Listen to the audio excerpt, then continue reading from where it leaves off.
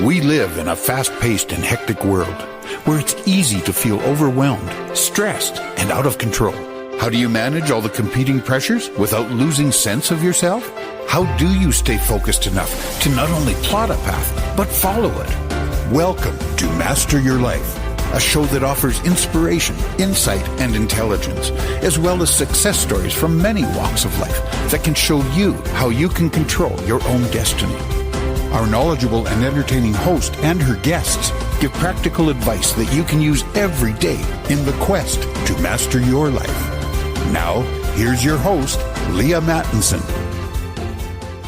Hi, everyone, and welcome to today's show. I'm host Leaha Mattinson and want to first of all thank everyone from wherever it is that you are on this beautiful planet for tuning in today to this podcast. If you're listening to the audio version, I want to encourage you to come on over to the masteryourlife.ca website where you can watch the video version, because I, again, probably won't post this on YouTube simply because it might get struck. If we happen to be able to, by some grace, post it on YouTube, we'll do that. But in case we don't, make sure that you come on over to the masteryourlife.ca website. So it's my absolute pleasure to welcome to the show today a fierce mama warrior for our kids and for her children, Tasha Fishman. Welcome to the show, Tasha. Thank you. Thank you for having me, Leaha. So Tasha is a fellow Canadian gal. She's a self-sabotage coach, and she is also a unschooling coach. So she's got this exciting new program where she's helping people to unschool their children. And it's been, a delight to watch kind of her evolution and kind of her popping up out of nowhere, because a lot of people are in chaos about what do I do with my kids, Tasha? I'm sure you hear this over and over and over again. I know that I do. As a grandma of 6, I'm concerned about where education is at. And I just think that this is a much, much needed broadcast. So for those of you who are tuning in, please share this with your friends and family. Share this with your girlfriends, with your guy friends, with people who are grandparents, because we want to know how to help save our kids. We have these beautiful divine little beings given to us, and we feel like they're such a gift from God. And we just can't wait to nurture them and have them have a great life experience. And I would say at least 90% of the people that I talk to don't think that's currently the state. So on this podcast, come and join us where we're going to talk about what's going on, what Tasha knows about that she can reveal about programming, and how you can get yourself glitched from this or unhitched from this matrix that we're living in. So Tasha, how did you get started? Tell me a little bit about your backstory. Yeah. Well, I love my backstory a little bit. I used to be embarrassed of it, and now I just absolutely love it because it shows how unconspiratorial I was by nature. Mm-hmm. So when the pandemic hit, I literally was involved in, we had to lay off 65 people from our family business. And I was like, okay, 2 weeks. And then I saw this video about making masks, and you have to excuse my voice. I'll just let everybody know I don't normally sound like this. I have a bit of a cold. But anyway, I was scared. I was scared like other people, like everyone else that seemed to be scared. I was listening to the news. Why? I would never have assumed anyone was lying to us about this. I got a video about, masks protecting yourself, and then you protect the others. And, I'm a team player. So I said to my husband, let's use our business and get people to donate fabric. Everyone's sitting at home anyway. We have all these grandmas and sewers. We have seamstresses. Let's get them to make these masks for the doctors. So we literally put the company into function and created this community endeavor of this YYC mask makers. I was on all of the media outlet channels. This is before I knew anything that was going on with media, right? And participating in this thing. So here we go. We're making masks. We're flying around. We're doing stuff. My husband didn't want to do it at first. I was like, no, we got to do this. It's going to be great. And then about 3 weeks in, after the 2 weeks when they said, no, we're not, we're going to keep going, something didn't sit right with me. Right. Mm-hmm. And so from there, I started kind of diving into different, literature, different points of view that were contra-narrative. And I remember somebody saying, be careful with that. Don't, that person supports Trump or this. And it was just this odd little things. And I was like, what, And then my sister-in-law came over and she said, you have to listen to this. And it was The Fall of Cabal. And it just completely flipped my whole mind upside down because it was a completely different perspective. Now, whether it's true or not, and whether you believe in Trump or not, it doesn't matter. The evolution was that was my first step that I had to take.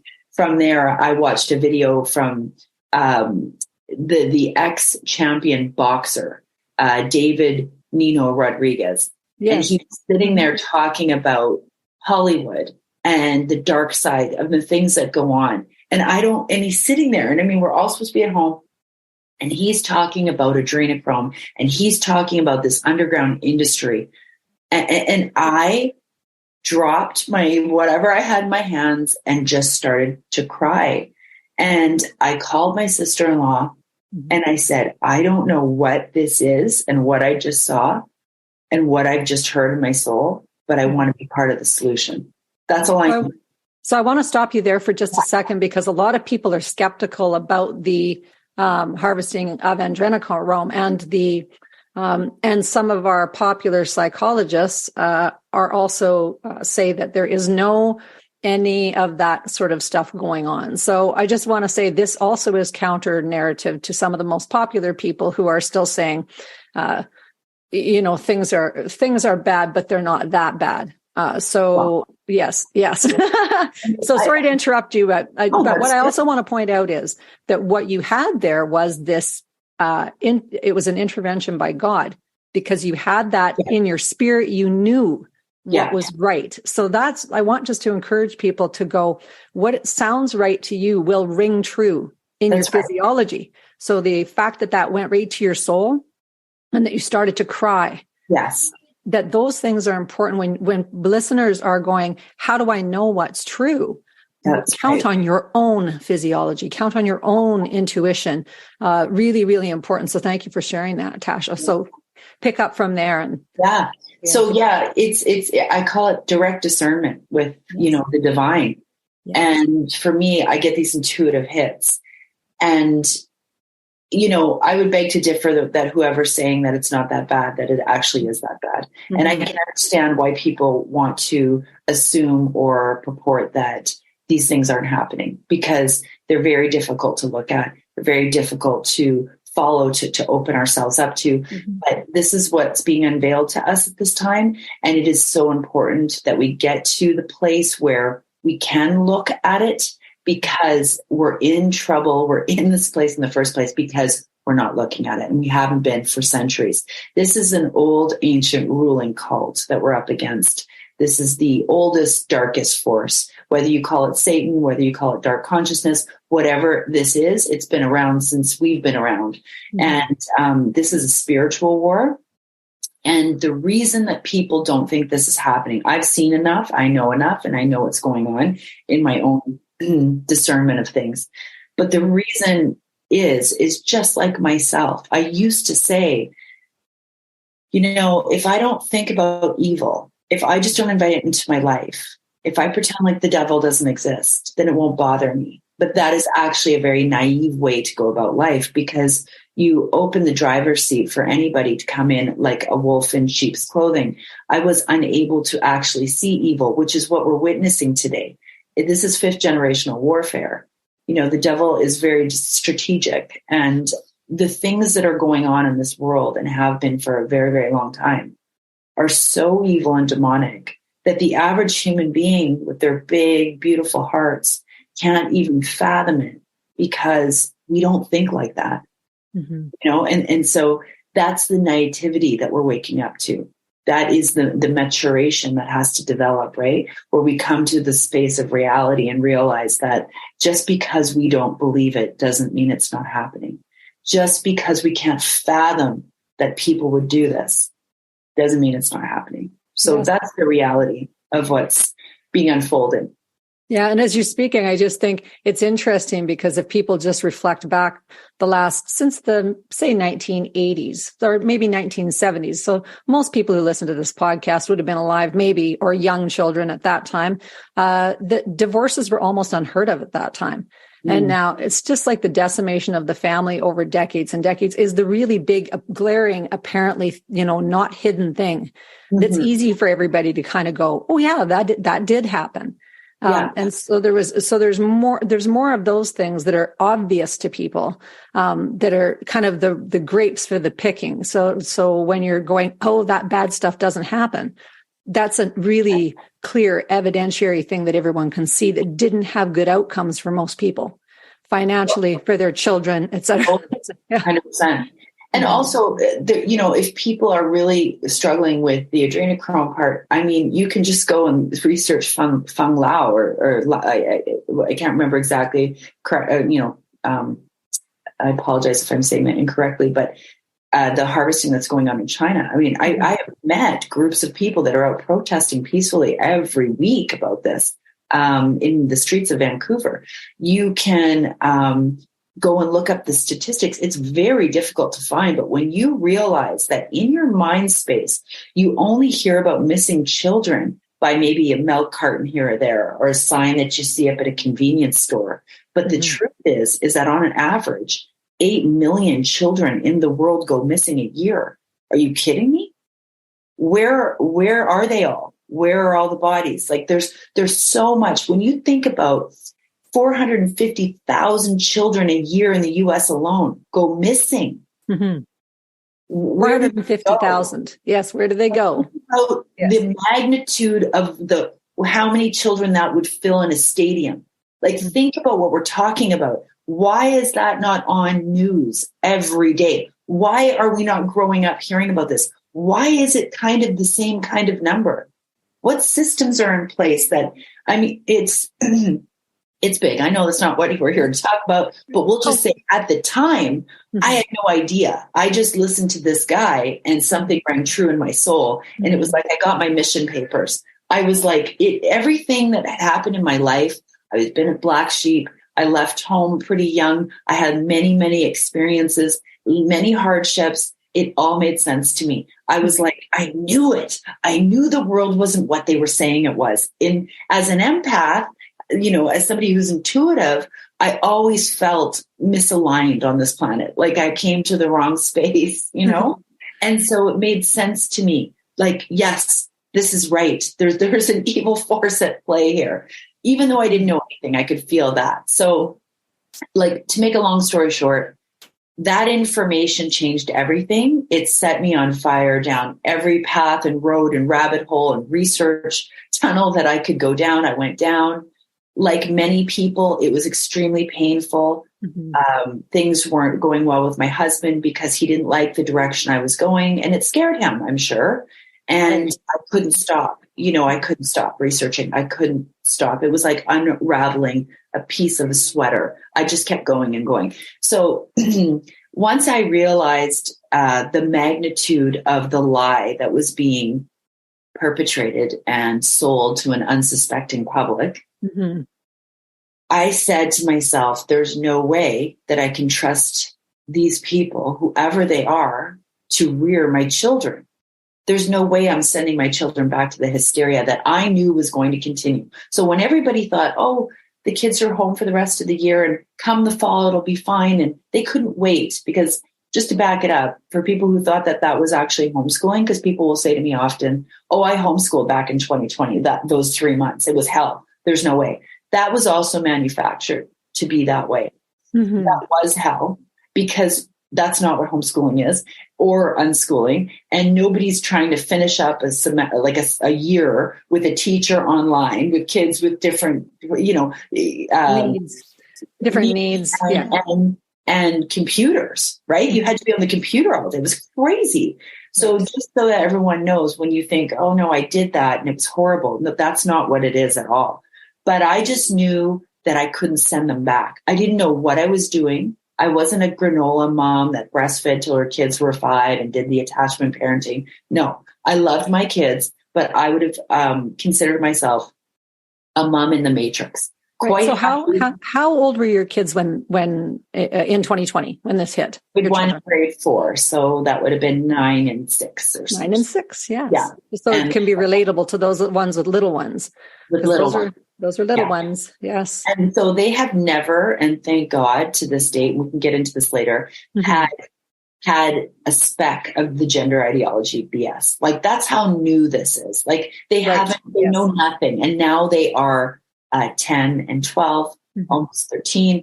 And they know nothing about that. They know from the things that I talk to them about the ridiculousness of this and what's going on and why they're not in schools. So that just shows you the timeline of how fast this craziness has come to us, right?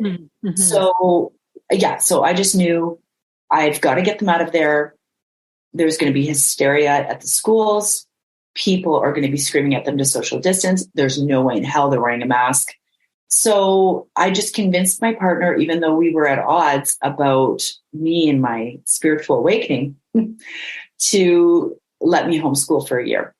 Right. And I took the kids out to our cabin. I was trying to hide from the rest of the world. I knew immediately within the first 2 or 3 days of that spiritual awakening that I had that I was going to have to sell the house that we had built for our family in the city. I was going to have to move out of the neighborhood. I knew it immediately. I was going to downsize. I was going to let go of work. I was going to do whatever I had to do to stay at home with them, to stay out of the city and to get away from the life that I had been working so diligently to build around me the past decade. It's crazy because immediately I knew. I started posting because I'm a bit of an open book in 2020. Hey, I'm being censored for this. Hey, did you see, there was a few things I was awake about, like organic food. I knew about the corruption in the food industry. Another big one is I didn't vaccinate my kids. I worked for 10 years as a social worker with children who had disabilities. I met many parents who had vaccine injured children. I did my own research. I slid under the radar. I didn't vaccinate my kids. They got maybe one when they were older because I got pressured by a measles outbreak. And then, of course, COVID happened. I wish I had never done that. Now looking back, of course, but it shows you that I'm not perfect either. I understand the pressure that people, succumb to about these lies that were fed. Yes. And, we hand our children off like a sacrifice to these medical cults, these medical gods, and they harm our children, really. So I was awake to a few things. So I moved out there, thought that homeschooling, it was going to be great. It's going to be amazing. They were going to love their teacher because their teacher's the mom. I told everybody it's going to be awesome. Everyone else is packing their kids in the bus. Can't wait to get rid of them. I shouldn't say that like that, but you know what I mean? They were just overwhelmed with having them home for 5 months. And because we've been taught that it's like that shuffling off kids is important.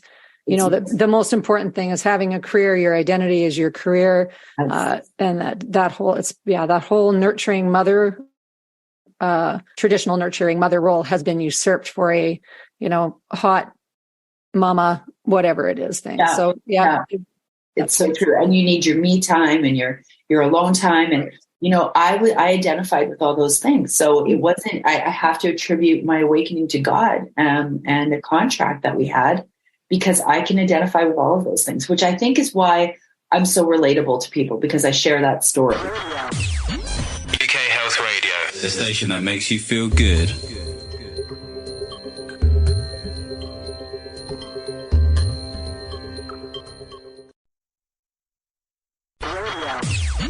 UK Health Radio, the station that makes you feel good.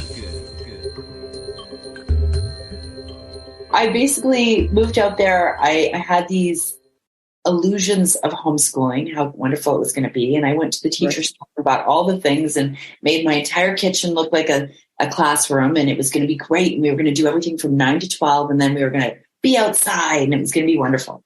And literally after about the third day, I realized this is an epic fail. So I'm out there in this cabin in the woods by myself. Everyone's gone back to school. Life has gone on, pandemic style. And I'm sitting at home with my kids who don't want to do the work and the curriculum and the books that I had bought. And I'm thinking to myself, why don't they want to do this with me? They do this for teachers. Why don't they want to do this with me? Oh my God, this is an epic fail. What have I done? Should I even be here? Anyway, like all things, divine timing. There's no coincidences. I end up falling into watching an interview with Dana Martin and Dr. Kelly Brogan, the holistic MD, who was on Biden's Dirty Dozen in misinformation list. So I was sure to follow her. I followed her. Who was on the list, right? And so Dana Martin starts talking about unschooling. And I didn't even know that was a word or a thing or legal. And then in the interview, she says to Kelly, listen, if one of my children come in, I always live with my crew. Yes. I'll just have to pause and I'll tend to their needs and then I'll be back. And I was like, what? Did she just say that she's going to pause the interview to deal with her child? Like, she didn't push her child out of the room and push her out. Like, during the pandemic, people were losing their mind with their kids at home, trying to work frantically in their office. There was memes about it with signs saying, food's in the thing, unless the house is on fire, beat it. You know what I mean? Like, so this was this level of respect that I saw.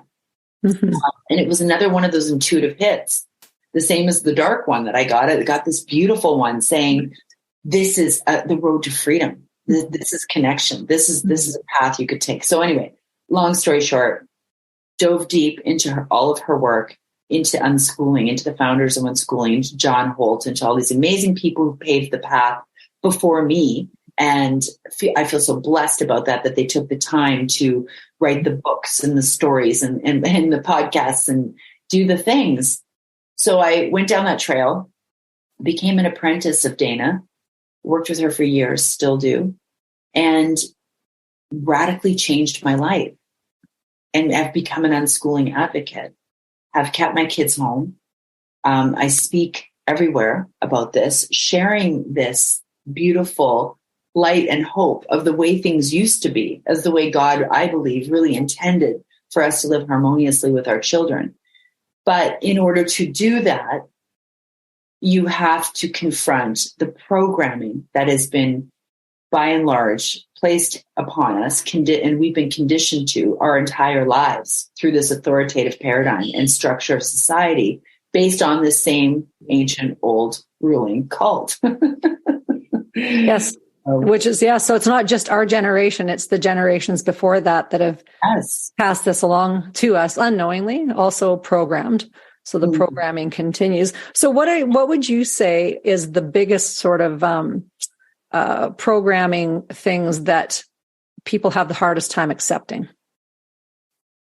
Well, there's a lot with the myths with the kids, right? Like old school ones, kids should be heard, not be seen.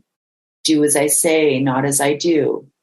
You know, there's a lot of myths around school, like you need an education.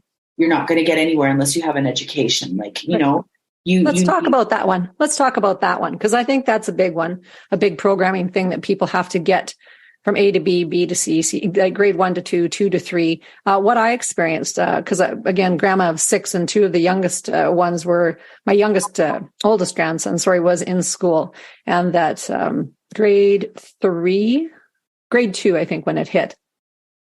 And so he lost an entire 2 years, essentially, of being able to really learn anything. And he was home lots, but it was just really, they didn't learn anything.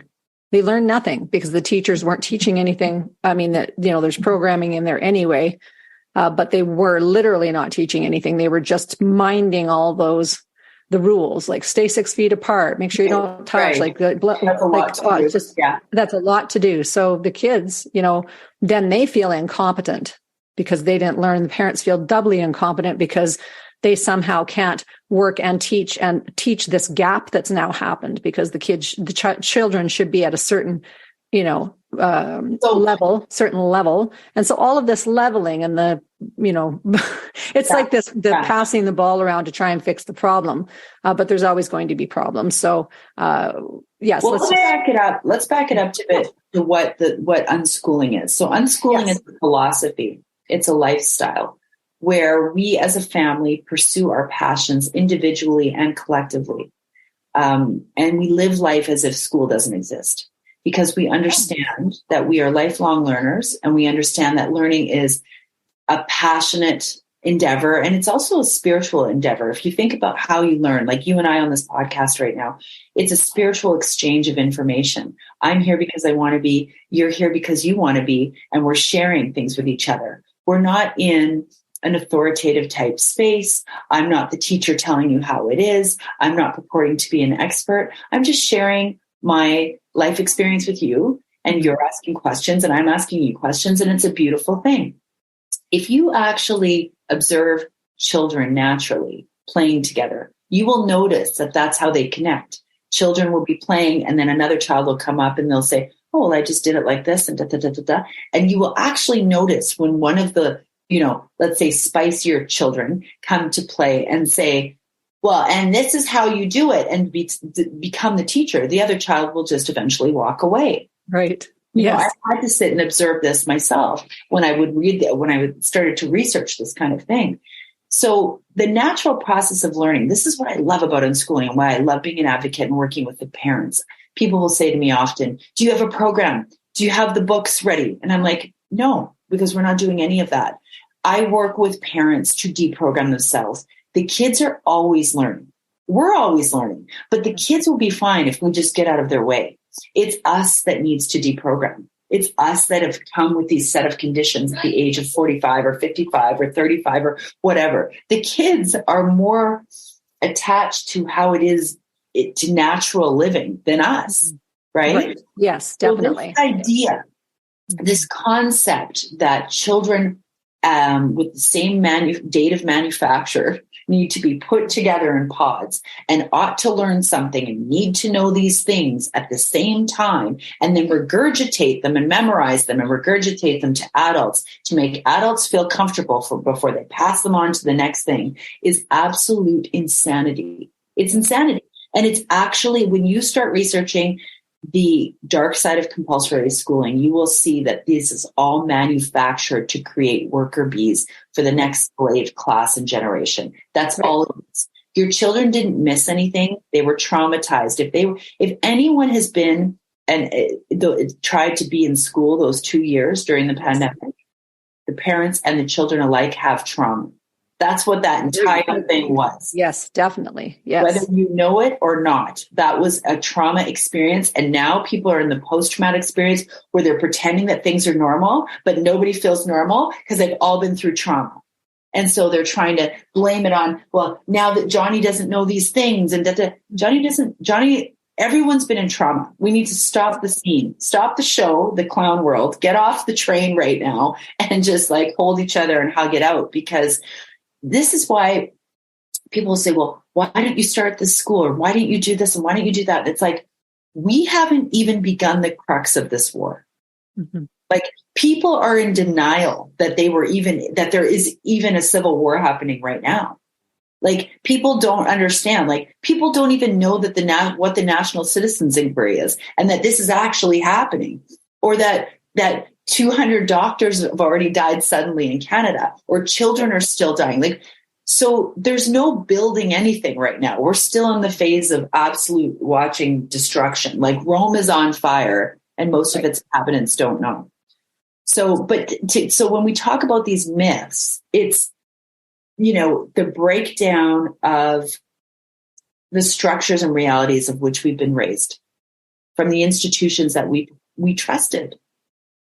So we have to awaken to, first, there's a problem with all of these things that I trusted, because I had to go through that too. Surely Mrs. Crabappletree wouldn't be teaching that there's more than 2 genders down at my kid's school. Surely they wouldn't be teaching that, you is you and the light is light, and that 2 fathers can have a baby and everything's great. Surely they wouldn't be, supporting this rainbow takeover at the assemblies, or hiding that this child wants to be this gender from the parents.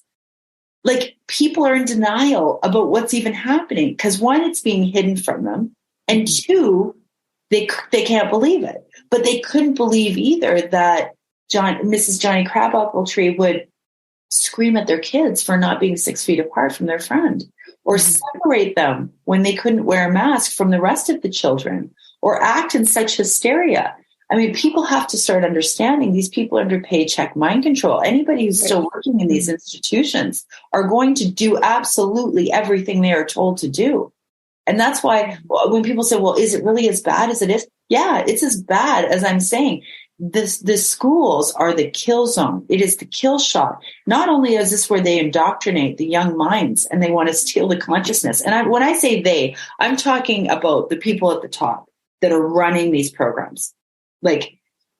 Most people don't even know that the Soji curriculum, for example, was tabled in Parliament in 2015 by the ex-education minister, Ben Levin, who's a convicted pedophile. Right. Jail a convicted pedophile. He molested and raped his 3 daughters and admitted to fantasizing about having intercourse with his grandchildren who were infants at the time. These are the degenerates that are running our public institutions. And we sit back and we think, oh, well, that just can't be. Right. Well, it doesn't mean that his material is grooming material. Well, let me ask you this. Does it make you want to take a look at that material? Because there's many psychologists who testified that the material of Soji curriculum, after Ben Levin was convicted, that it is grooming material, absolutely 100%. So why did it start as a pilot program? And now it is in every school across this nation and mandatory with Soji leaders with do you guys understand the amount of money that's behind that's having to push this out? Of course, it's always foreign dollars.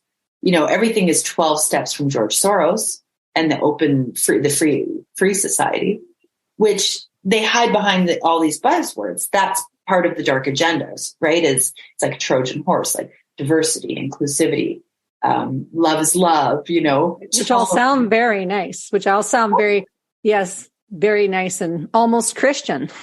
Yeah. Almost. Right. Yes. It's very funny to see people respond to some of this stuff when you say, and that's exactly what they'll say. I say, well, Jesus said that we should, invite the poor and invite the, be kind to them. I'm like, well, Jesus also said, better to harm a child and have an albatross around your neck, or that's biblical, and so, and the no harming of children is front and center. So it's not everything goes, as people like to try to twist things into the everything goes, because that's the, right thing to do. So we've given up anything moral and ethical or God-based, and only tried to turn it into this ethical position. Right. So this whole brain thing of, well, if you just treat everyone no, there's some things that are kind of moral absolutes that are, that used to be the foundation for some people, where they would be able to discern and go, no, I'm not going to participate in these things. But as you get swallowed up by the paycheck, and I hear more and more people, it's like, recently speaking with people this last week about where's the best place to work. I'll just ask that, where's the best place to work? And they'll say, oh, like big corporations are the best place to work. And then everyone can get on plans. And I'm just like, oh yeah, well, that's where, then you've got the rainbow flag flying everywhere. And so they go, but how are you going to keep a roof over your head? How are you going to make sure that your family survives? So there's all that deep, you're not going to have any friends. The community programming. UK Health Radio, the station that makes you feel good.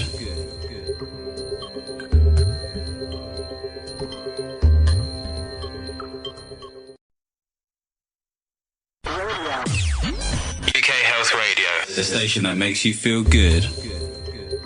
Most people don't understand, the average person, that we have a part of our mind, the subconscious brain, that's picking up, 11 million pieces of information a minute. Right. And so it's searching for the most repetitive content. And this is why we were propagated against so much so with the COVID nonsense. And you would hear it everywhere and you would see it on every news channel, because the people that rule us know that the more repetitive content we hear, the more we'll fall in lockstep. And that's exactly what happened with people. So to go work for a big corporation, like you're talking about, people are always looking for the safety card because they have been poisoned. People are poisoned. They eat like crap. They feed their minds with crap. They're not taking care of their bodies. This is all by design. I'm not blaming anybody for this. Right.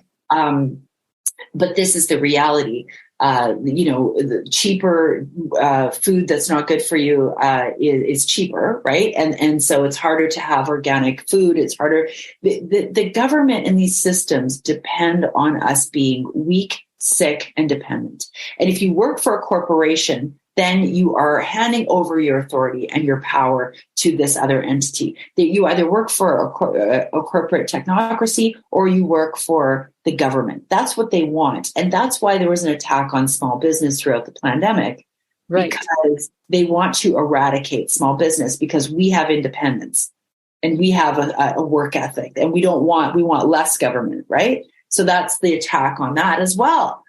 And so school is one of those things. I mean, school is just the perfect breeding ground for all these toxic ideologies and to, push these mind controlled, I hate to say it, but they're the devil's minions.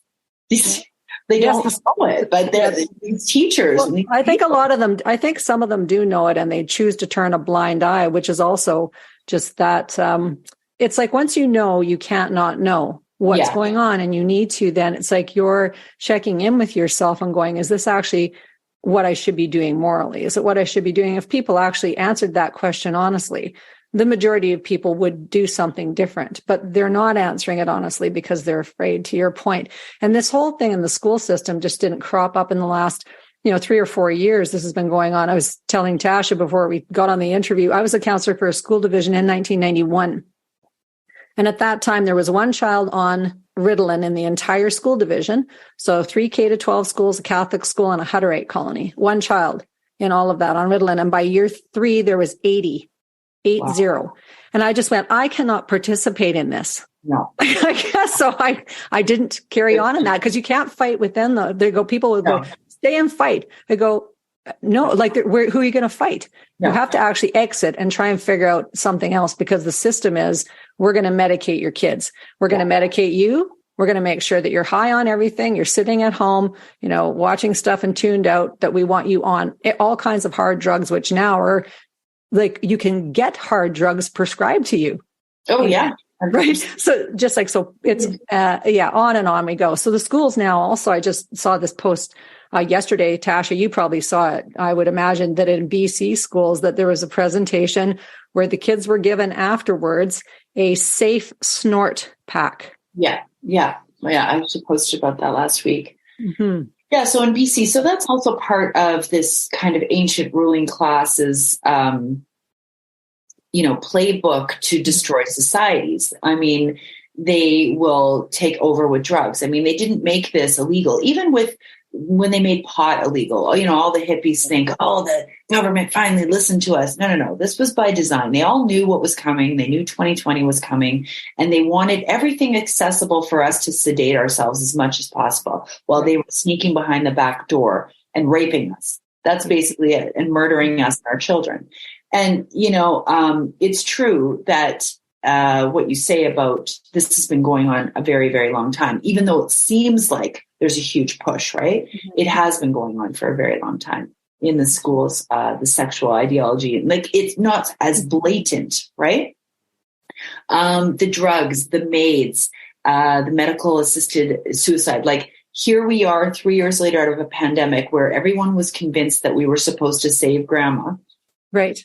Stay at home to save grandma. Mm-hmm. And now we're ready to ship grandma off and give her some drugs to end her life quickly because she's, it has some mental health issues or is in pain. Right. Which one is it? Mm-hmm. So they're actually handing out maids' coloring books throughout this nation from K to 6 to get children used to the idea that this is the right thing to do, this collectivism, right? And collectivism is just the heart of communism. Of, Stalin and Mao and all of these ones, this idea that what's better for the whole has to precede individual rights of people. Mm-hmm. And this is what is being taught in Canadian schools right now. There are other ideologies beyond the sexual curriculum that's being taught that is very alarming. Climate hysteria, for one. Mm-hmm. It's a huge push in 2023. We're going to have, look at when they turned off last winter, the gas, they made those cuts in Europe. You have these young ones, in their early 20s on social media talking about how they're saving the planet by keeping their heat off and all the tricks that you can do while they'll be the first ones to line up for those bugs in 15 minutes.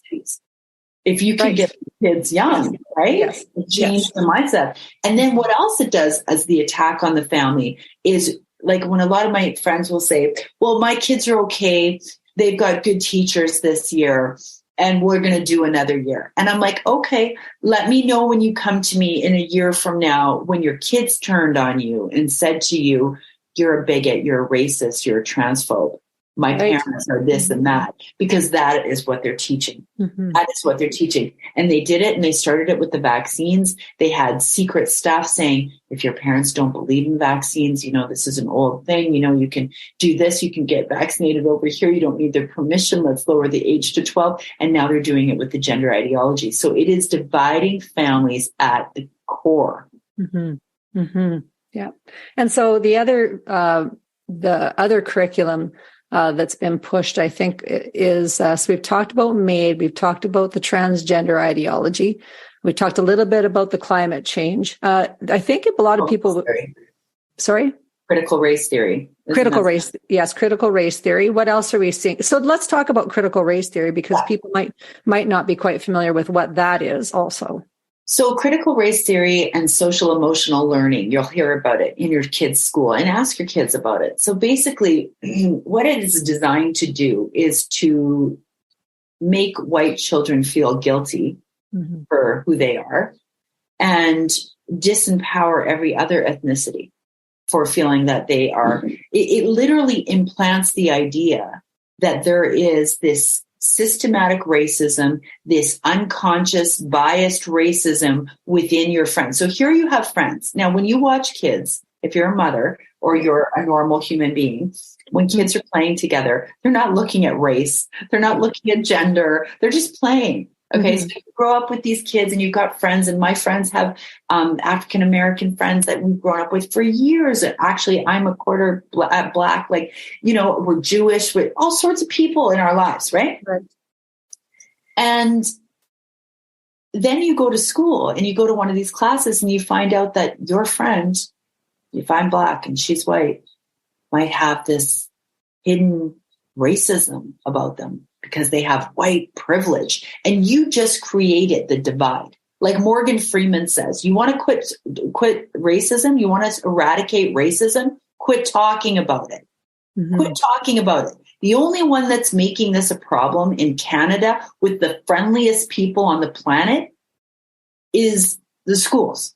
They're the ones that are creating the problem. Like, I'm not saying that there's not jerks out there and racist people somewhere here and there. Listen, I spent 5 weeks at the trucker convoy, and the only Nazi flag or Confederate flag was planted by one of Trudeau's, cronies. Right. Not a racist, misogynist, violent bone in anyone's body in that place. I'm not saying that there weren't some unsavory characters that had pasts of whatever, but it was the Freedom Olympics. God was there. The dark side was there too, but it wasn't who you think it was. It wasn't the truckers and the families and the people that were coming together. That was a miracle. It was a miracle. Yes. Yeah. And they got it shut down and took money out of people's bank accounts. So again, that fear thing of we're going to get quashed if we do anything to resist this. So I do want to, we've got a few minutes left. I want to talk about your program. I want to talk about, well, not your program, your unprogram, your unprogram, or anti-program, and how people can tap into your work and how they can participate and learn from you. Right. So basically, I don't have a ton of time. So, because obviously I'm unschooling my own kids, and that requires one real present parent. Yes. But I do a little bit of coaching here and there. And I also have a community that I've built. So I have a couple other advocates that work with me, and we hold space on these Monday night Zoom calls. We have a community of moms and dads that come together and talk about all things unschooling every week. I pop in once a month and usually have some kind of masterclass. So when you become part of my membership, you have access to that, access to me. I also have, I do masterclasses with people like Dana Martin and Matt Boudreau, and very interesting people who are walking the talk and are leaders in this kind of philosophical talk. And then, and I'm doing a big talk for free with Jason Christoph, June 25th on Zoom. People can sign up for that. And it's, we're taking it as a way of, he's going to be talking about the history, the background of this ruling class, these elite families, and how they control us and the methods they use. I'm going to be talking about the current dark agendas, like I just touched on them, but I will be actually giving examples and going in depth. And then at the end, we will have a live Q&A for the both of us. So it'll probably be a 2.5, 3 hour presentation. We are trying to do it to contribute to the collective, for free, to save as many kids as we can. We're hoping people will change their minds and pull them out before next year. Right. And so that's going on. So that's kind of what I do. I end up speaking at events, advocating. I've got a little bit of a community. I encourage parents, if you're interested, don't get overwhelmed with the details, but start surrounding yourself with like-minded people that resonate with you. Even if you feel like that's a huge jump for you, just start, come to our Monday night classes, listen to the talk. Like there's a collective wisdom that happens with people, where they say wherever two or more are gathered, and we invite God in. Beautiful things happen, sharing celebrations, stories, ideas. And then you feel this kind of support. You don't feel so alone in your thoughts. And, we've all been there. Every one of us who are in these groups have walked that walk of being so unsure and just terrified to make the steps and choices and break free from the school matrix. Right. But it's doable, it's possible, and it is so worth it. Yeah, it is so worth it. Thank you so much, Tasha, for being a wonderful guest. So you can find out more information about Tasha and Jason Christoph by going to Tasha's website, tashafishman.com. So invite everyone to do that. Thank you, everyone, for tuning in today. Thank you, Tasha, for your wisdom. Help each other to get over the heartaches of the last bit by getting involved in groups that are doing things that are for your best and highest good and the best and highest good of your children. Love yourselves, love each other, mind your minds. That's all for us. Bye for now. Thank you for being a part of our program today. Master Your Life is a presentation of Leaha Mattinson Enterprises, Inc. Join us next time on Master Your Life, helping you to discover the very best of you.